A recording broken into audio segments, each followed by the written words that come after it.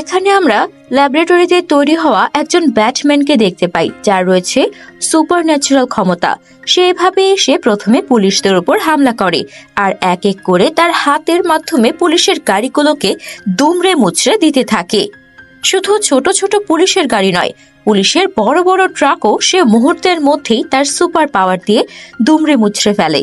কারণ তার আরো কিছু সুপার পাওয়ার সম্পন্ন বন্ধু ওই পুলিশের ভ্যানেই আটকা ছিল, আর তাই তাদেরকে উদ্ধার করার জন্যই সে এখানে চলে এসেছে। অবশেষে সে তাদের উদ্ধার করতে সক্ষম হয়। সবাইকে উদ্ধার করে ফেললেও সেখানে একজন পুলিশ বেঁচে যায়, আর সেই পুলিশই তার হাতে থাকা ক্ষেপণাস্ত্র অস্ত্রটা তাদের দিকে ছুড়ে মারে। তখন গিয়ে সেই গুলি লাগে এই সুপার ওমেনের গায়ে।